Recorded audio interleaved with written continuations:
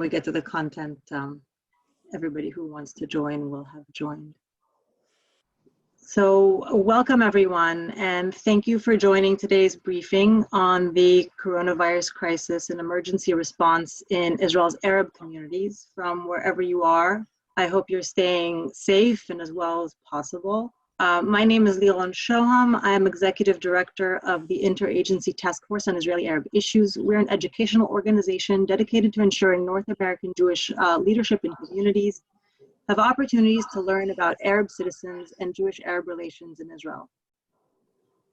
Today's call is an opportunity to look at the current crisis from this angle and how the emergency response in Israel is mapping onto existing trends and realities related to Arab society.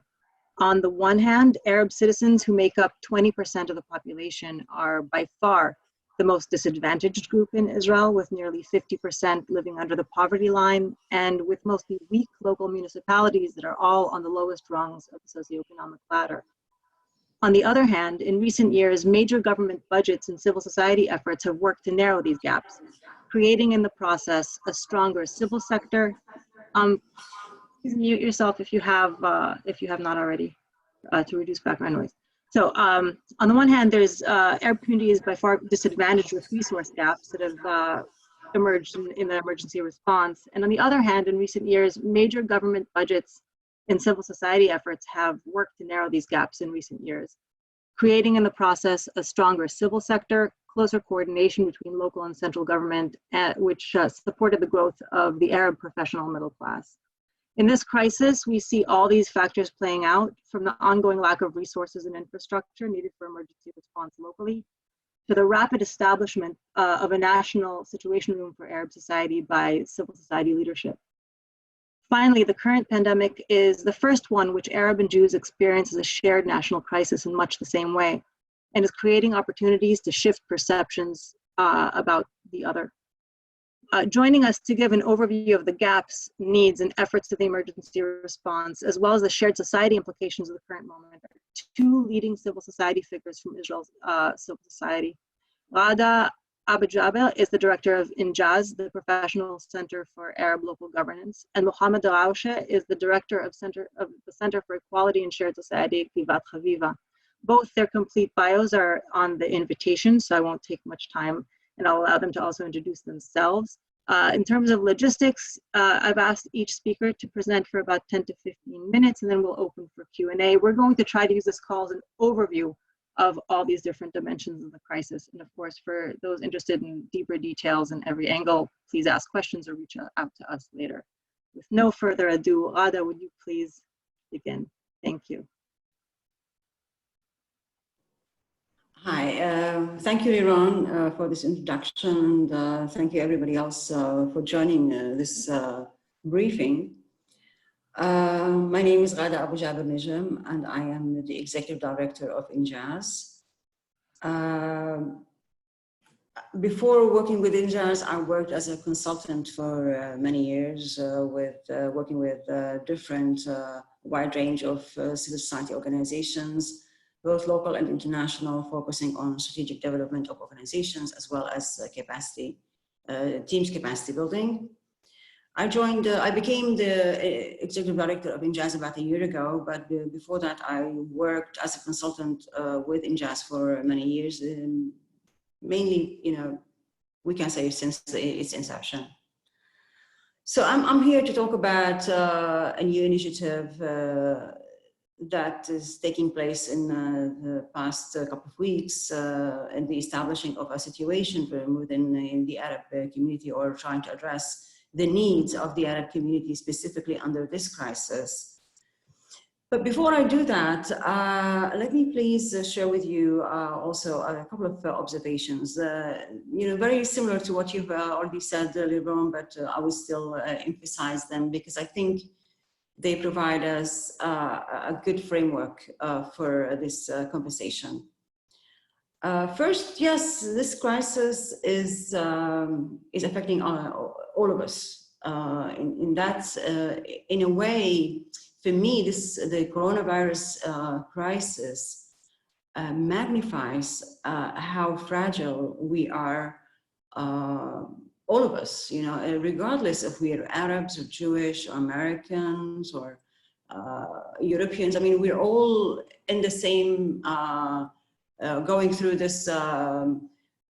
threatening pandemic, and which challenges our lives in many, many different ways, and our economies, our countries, our government and governments, and so forth. Yet, on the other hand, it also amplifies the differences between us and gaps between our communities and societies, both in terms of, you know, how we respond to crisis, but more so in terms of gaps in our resources to cope, and especially of marginalized and poor communities, which don't, in routine, like in daily normal lives, they don't have enough access to services and to resources, and all of that is now amplified by this crisis. What I'm trying to say is that, you know, gaps that have always existed in the past, in Israel or in any other country. For example, let's say in access to healthcare. Yeah, and now in the times of crisis, are amplified significantly because of the coronavirus threatening our lives. So, and yet, indeed, like in past, over the past decade, if we talk about specifically in Israel, about the gaps between Arabs and Jewish people in Israel, these, you know, many gaps have been acknowledged, were acknowledged by the government in the past 10 years. And so, and the government actually developed some very positive plans to try addressing them. Yet, and despite the progress that has been achieved over the past 10 years, such gaps were not closed yet. And we see them now very significantly influencing what is happening in terms of emergency response and crisis, dealing with the implications of this crisis.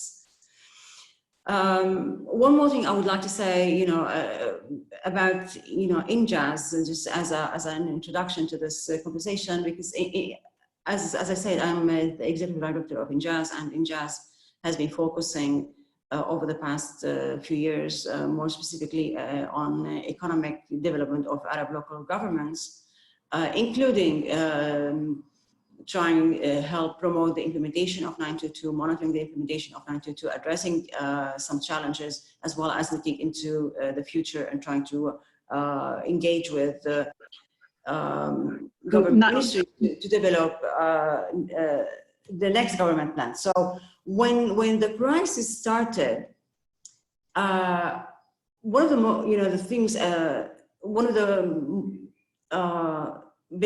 first thing we figured out that we need to quickly respond to is the need for information, reliable information about what is happening, even before what's happening. You know, reliable information, even to do with guidelines and regulation, and for people taking care for themselves in terms of health. So we have quickly moved on and tried to help with the municipalities collect and publicize information about health for the residents.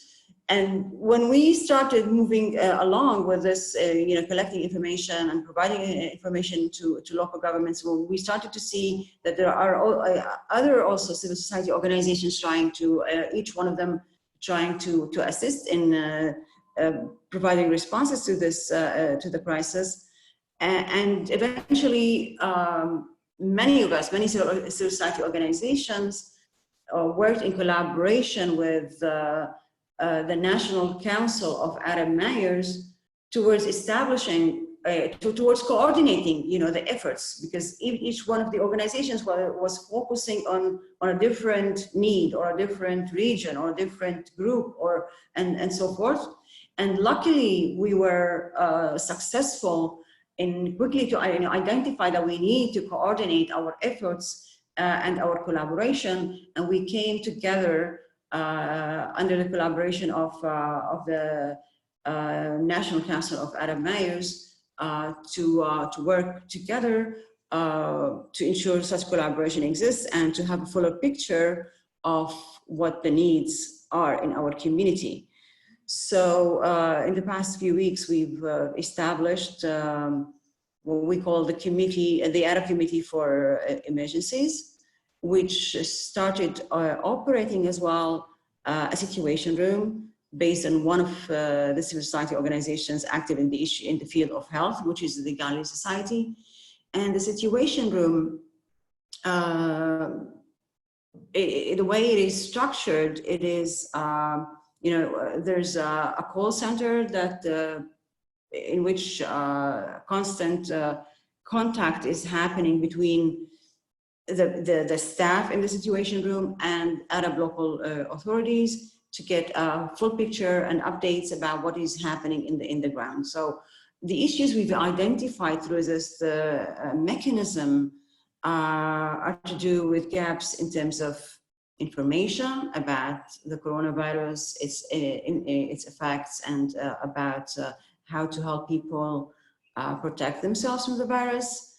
Gaps in terms of access to medical care, more specifically, access to emergency medical care. MADA is not always active in the Arab community, and if so, their services are not necessarily always available in Arabic, and oftentimes it takes them a longer time to respond to Arab people calling them and so forth. And in many Arab towns and villages, there is no emergency response, medical response teams. So there is the issue of information, issues of health, issues related to Arab municipalities' preparedness for crisis and their capacity to operate under crisis. INJAS has been always working on Arab, trying to promote the capacities of Arab local authorities, and we know that Arab local authorities are poor and are not, they suffer huge gaps in terms of both financial resources as well as human resources. So, and they're a very, like in everyday life, they suffer or they are challenged to provide the service that they need to provide for their residents. So in times of crisis, this challenge becomes even bigger. There's also, we figured out, like in terms of Arab municipalities, that not all of them, for example, operate call centers into which the citizen can call them and receive information or report about a certain problem and so forth. We can also see in that this crisis also magnifies gaps in terms of education, for example. Not only in terms of, one of the main issues that is coming to the fore now is, since all children are supposed to be studying remotely and from homes and use computers, for example, to connect with their teachers or with the Ministry of Education, education platforms, and we figure out that there is a huge gap in terms of access to computers within the Arab community. Not every child has a computer, and given the fact that many of the families are might have more than one child, and so far today I received an information saying there's a immediate need for at least 500 computers within the Arab community. Other issues are related to internet connection, gaps in availability of internet connections that can allow children to connect and learn remotely. In terms of, there are gaps in terms of many of the Arab families, I think about 50% of the Arab families live under a poverty line. And their situation becomes even worse under this crisis, given the fact that many people have lost their jobs and don't have access to income. According to some estimates that I've heard today, the number of families living in poverty in some communities have doubled in recent weeks, and is even expected to become higher and higher if this, you know, as we move on with this crisis and as it continues. So the situation room that we've established under this committee actually help us get daily updates about what is happening and what are the needs in the different communities in the Arab towns and villages through our daily contacts with Arab municipalities, and then try to find solutions and try to coordinate the efforts as to how to respond to them, while on the one hand responding to individual needs and finding solutions to provide food supplies, etc., for individuals, or respond to psychological distress issues on the one hand. On the other hand, build local governments' capacities to operate situation rooms in their communities and collect data about the needs of the community, as well as provide information and share information with the residents. And the third thing we're trying to do is actually to engage with government officials and official bodies to try to find solutions. For example, we have identified that in the Arab community, not enough tests are happening. So we also connected Magen David Adom and the Ministry of Health, and today there are 10 testing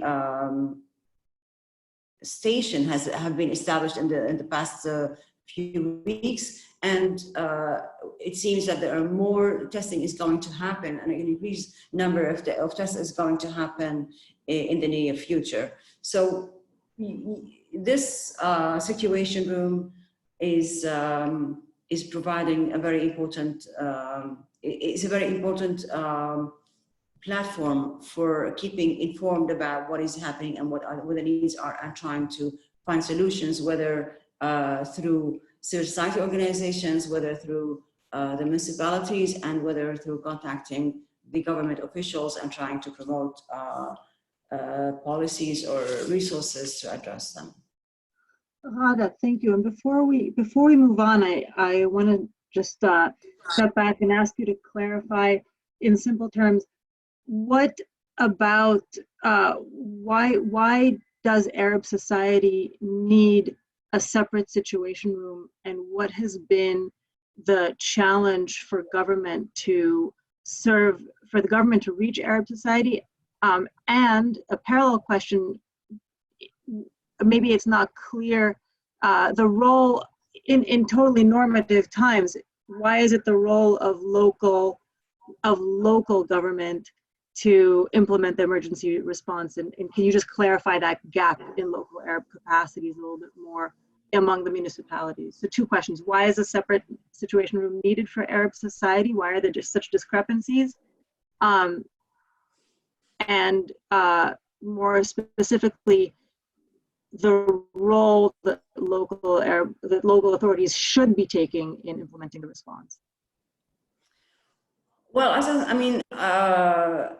again, you know, what we see here is that gaps that already existed before this crisis between Arab and Jewish communities are completely amplified in this crisis. Yes, so gaps in education and infrastructure, in access to healthcare and access to information.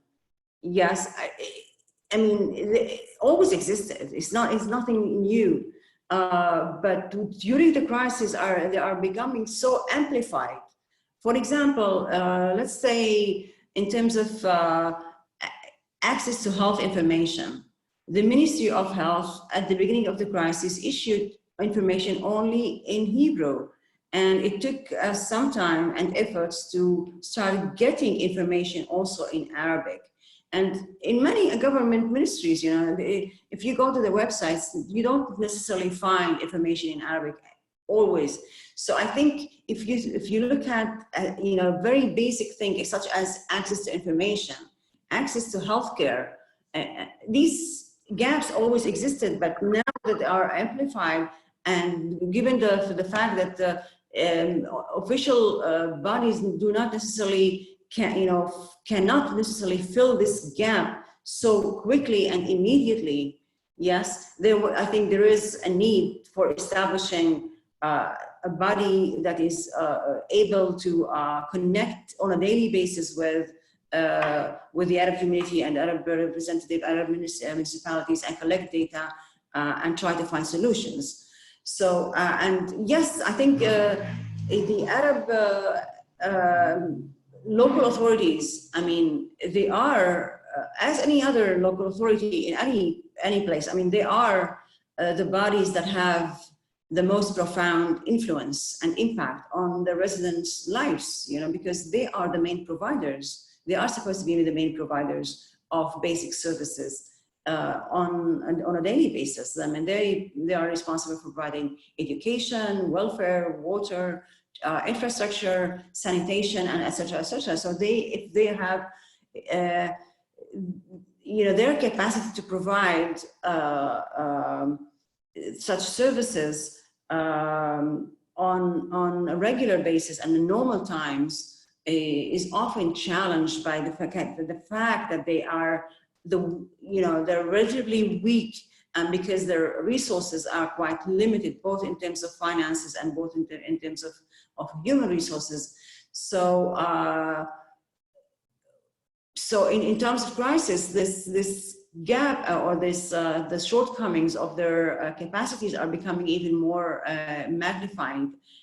But yet they are the institutions that should be in the forefront of helping the residents, because they are the ones who know their communities. They are the ones who are familiar with the needs on the ground and can reflect that picture of the needs of their communities and bring them towards decision makers and other bodies that should provide responses. Thank you. I want to move on to Mohammed to give us the, thank you very much, Hada. I know we're going to have a lot of questions because the emergency response specifics around it are in a lot of people's minds, especially if the situation room has already started to make a difference or done concrete. It's just been recently established within the last week if we already see some concrete improvements. But I want to move on to the shared society aspect, since this call is doing an overview for a wide range of audiences, and then we'll come back to this question in the Q&A. Mohammed, will you please speak about the unique aspect of this crisis in terms of Jewish-Arab relations? Yes, well, thank you very much, Liron. It's very good to be in connection with everyone and to see some familiar faces. I see Isabel, and I see Phyllis, and I see Doron, and I saw Brenda at some point, but it's good. Sorry, I have a little cough, so you have to bear with me. And I did test. I'm still waiting for the result. Usually they get the result within 48 hours. I've been waiting for double that time, and I still didn't get the result. But I still have the cough. But in preparation for this discussion, I prepared what's called the SWOT analysis. You know, SWOT is strengths, weaknesses, opportunities, and threats. And I would like to go through the points I prepared. So when we talk about strengths, and which means I'm starting with the hopeful aspect, we're talking about very limited spread of the disease as of now in the Arab community. Out of almost 9,000 reported patients in Israel, there are only 220 Arab citizens who are reported with this disease. And this is good news. The question is, why is this good news? Is it fake news or is it real good news? It could be fake because when you look at the amount of people tested, we're only talking about less than 10,000 people that have been tested from the Arab community in comparison with almost 125,000 in the Jewish community. So less than 7.5% of the people tested are from the Arab community. The question is, if you do more testing, are you going to get more results of people that will be tested positive? Now, this leaves the Arab community with a sense of bitterness from one end, because there's a feel that there's not enough testing and it's marginalization of the Arab community in medical caretaking. But that's a point that has been recognized lately. I mean, last week there was a government agency that was appointed, a special task force by the Ministry of Interior, headed by Ayman Saif, that some of you might know. He used to head the Economic Development Commission, which was in charge of the implementation of the 922 economic plan of the Arab community. And now he's definitely trying to catch up. There's a sense of delay of the disease in the Arab community, whether it is its presence in the community versus the government response.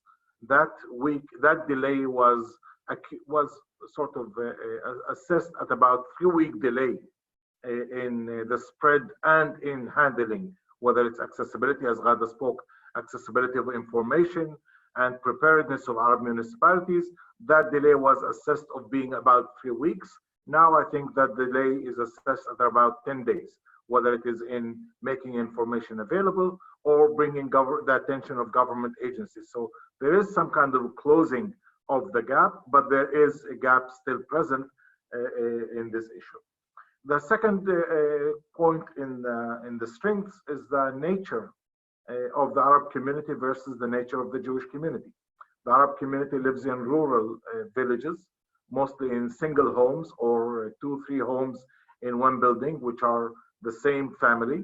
And we do not have mass public transportation. We're not very dependent on mass public transportation as the Jewish community, which means the spread of the disease through this vehicle is a bit more limited. Just so you know, the percentage of cars per capita in the Arab community is higher than the percentage of cars per capita in the Jewish community.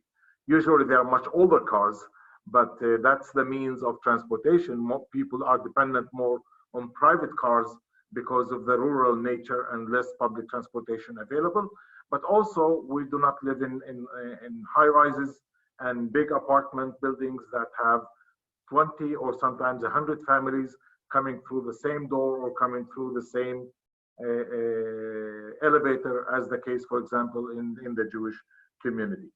The third component about strengths yet is that the Arab municipalities, despite their weakness, and I will talk about their weakness soon, but they've been very successful in mobilizing local volunteers in the last 2 weeks. A lot of local volunteers that it doesn't take much to mobilize people for emergency in the Arab community. Out of my 3 daughters, 2 are volunteering into this. My son can't because he's working double shifts at the super farm, which is a mega pharmaceutical chain. And my 3rd daughter can't because she has to continue her research. But the 2 available are doing volunteer, and like them, there's a significant number of volunteers that was easy to mobilize them. Yet I must say, and now I'm moving to weaknesses, these are not trained volunteers. This is not trained staff. And the problem of our municipalities, adding to what Ghada said, is that the staff is not prepared for those kind of emergency situations.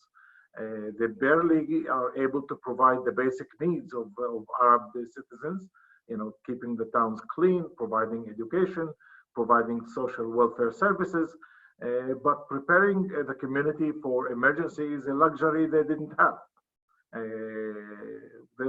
When you are weak economically, you deal with the essentials and you do not deal with staff capacity training, which, as I said, might seem as a luxury.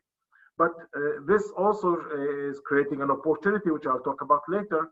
The fact that there's no preparedness in the Arab community makes them much more willing today to engage with the Home Front Command, who is being tasked now to start operating a lot of the emergency situations. And this missing component, this missing element in Arab municipalities can be answered with stronger collaboration with the Home Front Command in this case. Now, going into the more and the weaknesses, our strong social network is a weakness in this case.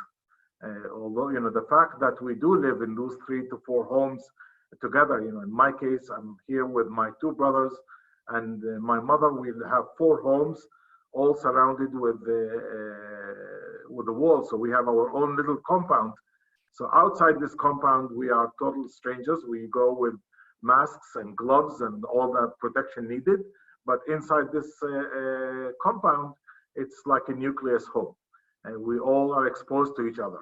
So our nucleus homes are not 3, 4, 5 people. Our nucleus homes are 30 and 20 and 25 people. And that means that if one is hit, it's not 4 or 5 people that will be hit. It will be the danger here and the threat here is that once one person has the disease, it expands very quickly within a larger nucleus circle than that in the Jewish community. Another point regarding weakness is the enforcement. We haven't seen enough enforcement by the police. You've all heard in the past about the problems of mistrust of the Arab community and with the Israeli police. And that mistrust has kept the police outside, basically having usually 2 problems. One is what we call over-policing, which is excessive use of force. But in this case, it's under-policing. It's not having the police when you actually need them to enforce the regulations and the rules of closure of businesses and closure of mosques and closure of and limiting the movement of people. That gap is slowly being closed, but as I said, it's still, there's a gap in this case. You know, just a correction of Ghada about something that you mentioned.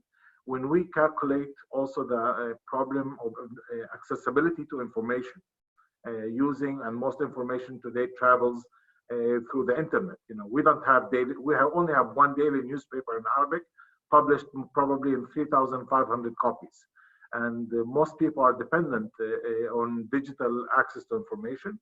And Ayman Saif, who was with me on another call a few minutes ago, they just completed the study that shows that there is a need for 150,000 computers in the Arab community, mostly in the Negev. That's the community. Actually, this was answering a question that Phyllis presented to Ayman a few minutes ago. The other point that I want to mention is that about unemployment. Unemployment did not hit the Arab community as hard as it hit the Jewish community. The Arab citizens are 17% of the workforce in Israel, but only 14% of the registered new unemployment is Arab, not 17%, which means that there are certain groups in the Arab community that did not lose their job, and this is right for the construction employees. 48% of people working in construction are Arab, and those are considered still essential employees, and they have to go and continue going to work.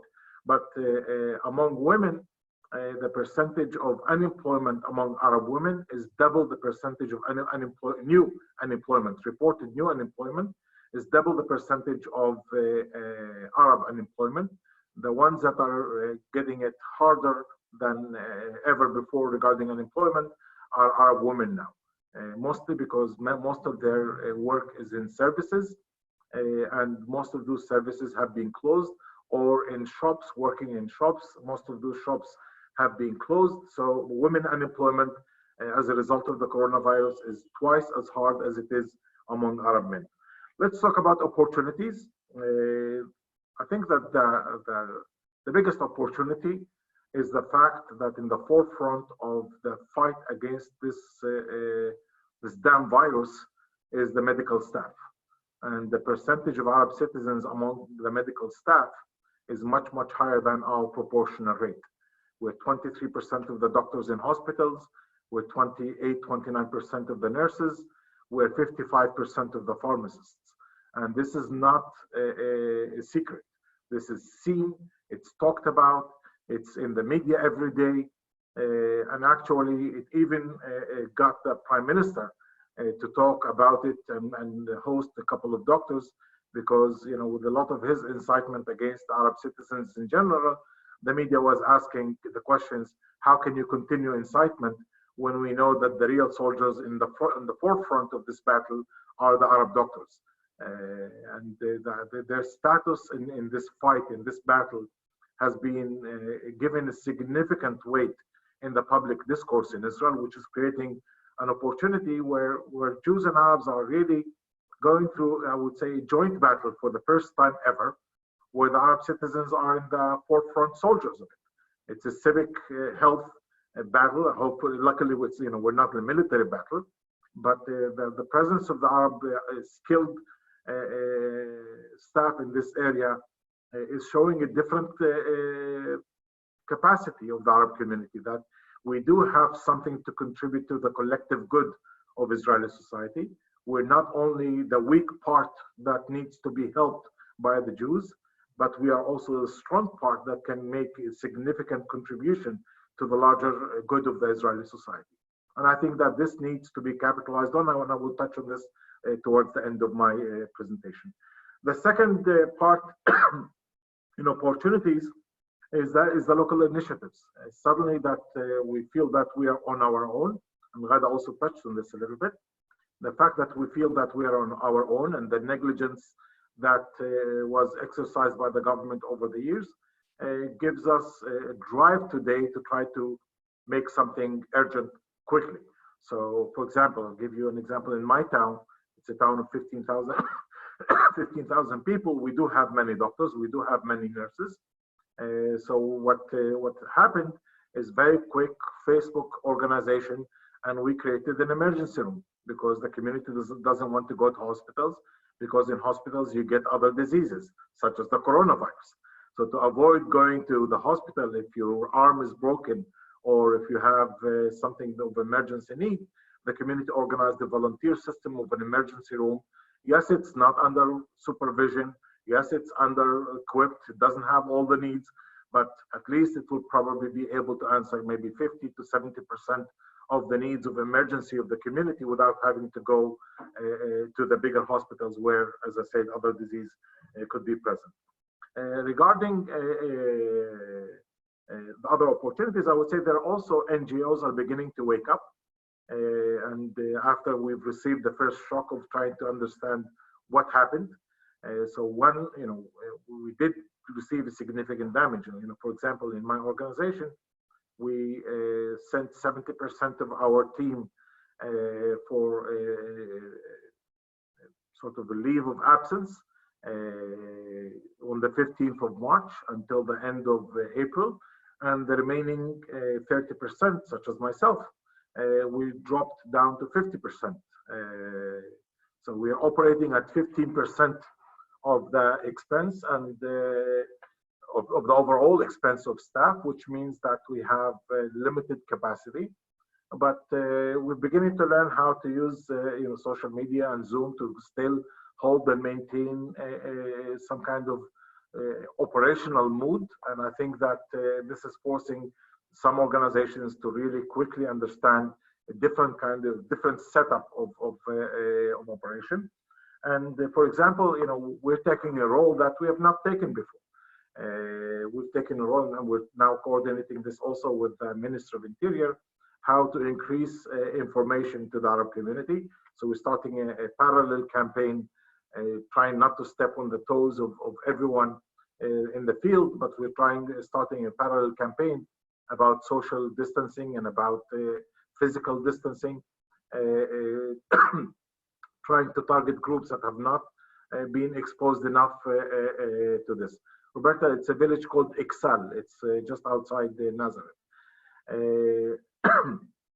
Regarding threats, and I will stop with that, there's a big fear that the current situation in the Arab community is a fake situation, that a lot is hidden, and as a result, we might have a second wave. The Israeli Hebrew media is speaking about some kind of slowdown of the curve, and that we're beginning to take some kind of control of the disease. And the fear in the Arab community is that a second wave might come from the Arab community, which can cause severe criticism against Arab citizens, similar to the one that is being now pointed towards the Haredi population. That careless behavior within the Arab community could be the cause of a second wave of spreading the disease, which will feed into hatred, which will feed into fear, which will feed into marginalization, delegitimization. So hopefully this will not happen. I'm pointing it as a threat because no one really knows what's the real spread of the disease. And if the spread is bigger than what it is, this could be very, very dangerous for the concept of shared society. It will be feeding the worst fears of carelessness and maybe even attributing some kind of criminal role or some kind of a role to try to actually do it as by intention, as the fingers are pointing to the Haredi population. Now, regarding the month of Ramadan, which is going to start on the 23rd or 24th of this month, I'm putting it here also under threats, mainly because it's the strongest social connection month. This is the month where we have to visit everyone in the family. We have in Islam, we have in statement something called Ziyarat al-Walaya, the visit of the women in the family. So I have to visit all my sisters, all my aunts, all my father's aunts, every woman in the family. This has to happen during the month of Ramadan. Every distant woman, no matter where she's married, this is the month that you have to go. Even if it's once a year, you see that person, you take a gift and you go to make that visit. And it's not like Pesach where you're able to control one night of a social gathering. You have 30 nights of possibilities. And the question, can you create a curfew that will last for 30 days as the curfew that is going to be imposed for Pesach right now? That will be a much, much harder thing to control. And Ramadan, because of its strong networking, is definitely posing a threat that we're looking at. We're also witnessing, unfortunately, an increase in domestic violence against women, which again goes back to feed into the stereotype in the Jewish community. Many people in the Jewish community love to hate the Arab citizens on some kind of stereotypes. And one of those stereotypes is the high level of violence. I mean, I'm not saying it's not true. There is high level of violence against Arab women, but it's often used to stereotype the Arab community in negative terms. And this violence rate is increasing right now because of the fact that most people are in the home for too many hours. As during Ghada's presentation, a news feed came in that says that the government is going to provide people that are considered military handicapped people that were handicapped as a result of their military service, Nechet Sahel, with 500 shekels each, which basically are saying that we're going to give everyone, almost every handicapped person in Israel, every Jewish person in Israel will get those 500 shekels, and the Arab citizens are not going to get this handicap.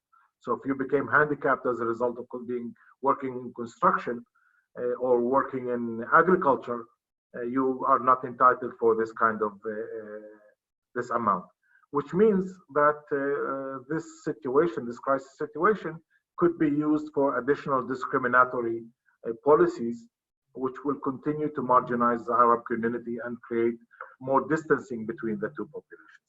Now, the last thing I will mention is a project that I'm going to start next week.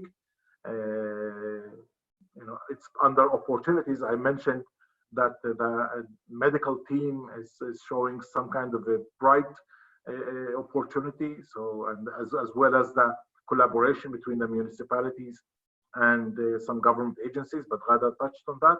But regarding the medical team, we're now in the process of choosing 6 doctors, 3 Arab and 3 Jewish, and we're going to focus on split them into 3 teams. In each team we'll have 1 Arab and 1 Jewish, and make videos about their work together in fighting this battle, and about their relationship between the 2 of them, and start it as a social media campaign to show Jewish and Arab heroes basically fighting this battle together. This will be once a week we will be putting one of those videos. We've secured almost half of the funds for this project. We hope to be able to secure the rest of the money for it. But video like this once a week to show a good story of this strong potential of Jews and Arabs, as I said, in the forefront, fighting the battle and sharing the agony, sharing the difficulty, sharing the burden, the pain, but also the capacity and skill and willingness to stay together. I'll stop here. Thank you so very much. This covered a lot of different issues. There's some questions specifically about the medical cooperation, so maybe let's go straight from there about the campaigns that have already been underway to promote Arab medical contributions to on the front lines. I'm going to plug in a link on the chat for a video. Please look at it later, or at least pretend you're not looking at it now. Have you seen the horizon that specifically compares the contribution of medical doctors in light of the political discourse at the moment? The idea that doctors are contributing on the front lines while the question of political participation is under debate in a sense in public discourse. Do you you want to say a few words about this campaign and the discourse about this contrast? Yes, I've seen the videos about Have You Seen the Horizon? I think they're just beautiful, fascinating, fabulous videos showing Arab doctors with a mask, exhausted while working mostly double and triple shifts, and afterwards they skip the mask and they give their name, their Arab names. And I think I've seen a lot of responses from Jewish citizens that commend them, and people that you're not used to hear them. And there are a lot of also commentaries on this. I mean, a person such as Ben Dror Yemini, who's a right-wing journalist in one of Israel's newspapers, have taken the time to write about this, to be able to say, to focus on this issue, even in the hardcore right-wing media hubs. I think that this issue should be capitalized on, and that's why we are following it now with this follow-up campaign of 1 Arab and 1 Jewish doctor videos. It's a campaign that does challenge the Israeli Jewish perspective of Arabs. We don't want to show the Arabs always as the poor, weak, whining population, but the ones that have a skill and capacity and a contribution that is of need. So it does focus on the mutual interest. It does focus on the interdependency. It's not talking about narratives. It's not talking about discrepancies, and it's not talking about discrimination or disagreements. And it's not talking about hummus and that we need to be nice to each other. It's talking about real interdependency and real capacity based on equal status as doctors and medical team in the front line. Thank you.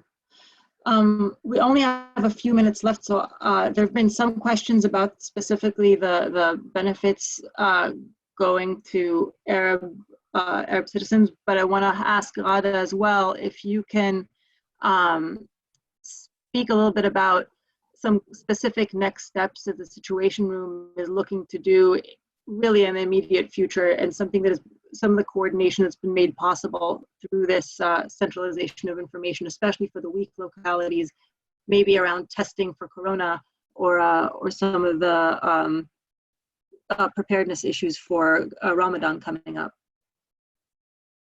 Yes, of course. Well, in terms of preparations for Ramadan, I mean, we are also under this situation room. We are launching, we're already launched a media campaign for help people abide by the ministry's recommendations in terms of keeping healthy and safe. And we are definitely I expect that the campaign is going to be even stronger during the Ramadan and before that as a preparation. On the other hand, we are also trying to get information about the number of families that would need, support given the economic crisis that is taking place. Many people are losing their jobs or having difficulties in terms of their businesses, and many businesses are, being closed. Especially that over 92% of the Arab businesses are small, and often these businesses are run by the family, by families, or a household that with the father and the brothers and etc. So it is any financial crisis that is suffered by this business means that a number of households are going to suffer. So we're trying to estimate such the number of families that need support and support, but also we are also very much focusing on building the capacities of our municipalities. For example, we provided just a few days ago, set of recommendations for a model to keep monitoring the situation in each of the communities and in each of the municipalities, and collect data and try to respond and provide the situation room with such assessments and so forth. We are going to examine in the next few days how this model is working, what are the challenges faced by the municipalities in implementing this model. We are also initiating a process of assessing cash flows, difficulties in cash flows for the municipalities, given the fact that there are there's also we're trying to figure out if they received all the budgets or financial resources from the government ministries. Is there any difficulties in receiving such funding that is supposed to have been received so far, and try to resolve such issues. So we have we will continue to assess the different needs on the different levels, whether in terms of health, in terms of education, information, in terms of education and so forth, and always try to find a solution, while on the one hand leaning on the support and capacities of civil society organizations engaged in this initiative, and on the other hand engaging with the government and trying to find solutions also through official government and official bodies. Thank you. I want to invite other questions if somebody wants to unmute and ask questions or use the chat. There were some questions very specifically about the 500 shekel. Okay, I can say just a few words about this. I think in terms of this, the government approved a few days ago some kind of a grant, a very one-time grant for families in Israel with children. Each child, 500 shekels for each child, up to 4 children in a family. And I think all families in Israel will receive this grant. And there is another grant for elderly, also one-time grant for elderly. I think it's up to 950 shekels, which will also be deposited in bank accounts of elderly people during this month. As for the 6,000 shekels I mean, these are mainly for freelance workers or for small businesses, but there are certain, I mean, not every owner of a small business is entitled to this grant. I mean, you have to provide information about income in 2018, and according to that, whether, I mean, if there is a certain ceiling, I mean, if you had a certain ceiling of income as a household in 2018, then you will be entitled to get that money. If not, of course, if your income was a bit higher than that ceiling, then you're not entitled. So I think one of the groups that really is very much suffering the economic implications, of course, of this crisis, not only small businesses and business owners are really one of the most fragile. They find themselves in the most fragile situation under this crisis. My understanding is if those who shut down might be in a position where suddenly their family has no income, and they might be in a position to then go out to work, which also creates health as well as economic risks. Exactly. I mean, it's of course. I mean, when you talk also specifically more about the Arab community, where you have a high percentage of poverty, you know, and the families under the poverty line, then they, you know, we anticipate, unfortunately, that the number of family under poverty line is going to increase due to this crisis, mainly also from families who are running family small businesses, but also from people who have lost their jobs due to the crisis. I want to use really the last few minutes to ask what has been the impact of the fact that there's been no government for so long on the income stream, on the capacity to provide an effective emergency response in really 60 seconds each of you, if you can do us that amazing feat. Oh, Muhammad? Yes, I mean, the fact that Israeli government has been pretty much dysfunctional and operating on 1 out of 12 of the budget of the previous year means that no new initiatives, no new projects have been allowed in the last 2 years.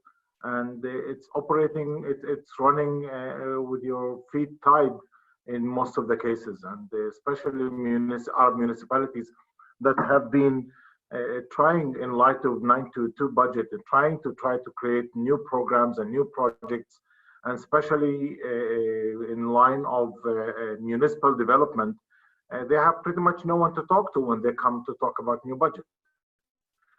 The infrastructure of many of the Arab towns and villages is running at its lowest level possible, and all new projects that have been presented to the government as a result of the opportunities created by 922 have not been actually implemented.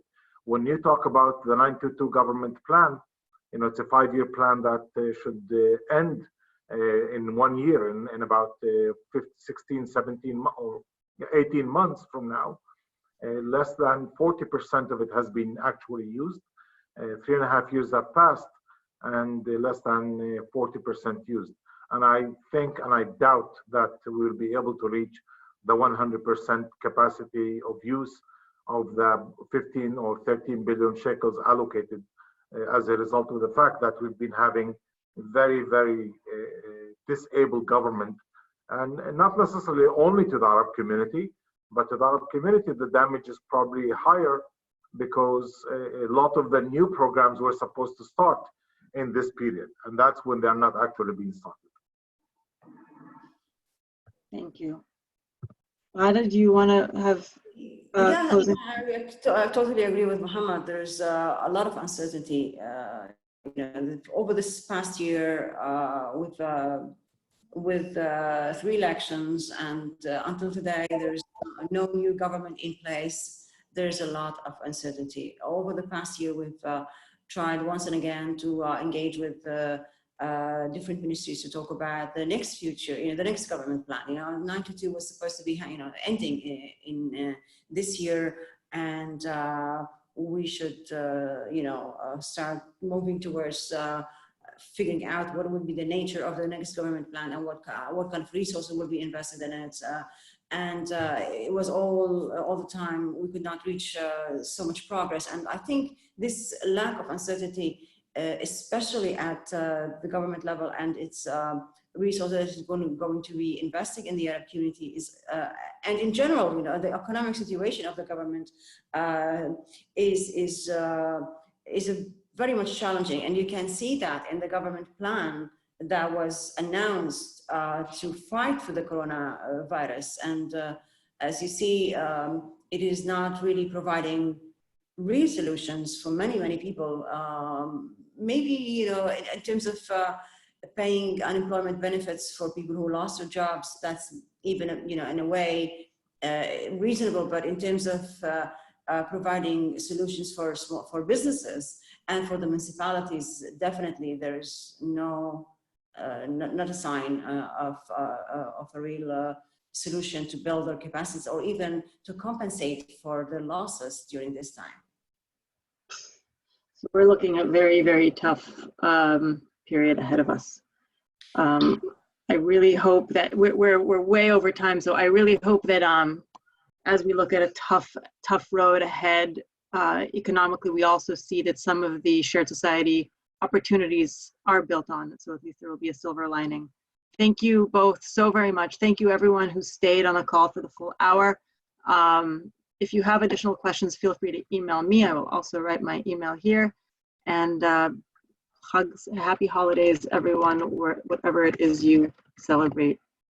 Happy holidays. Thank you, Happy holidays. Bye-bye. Bye-bye. Take care, everybody. Thank you. Bye-bye.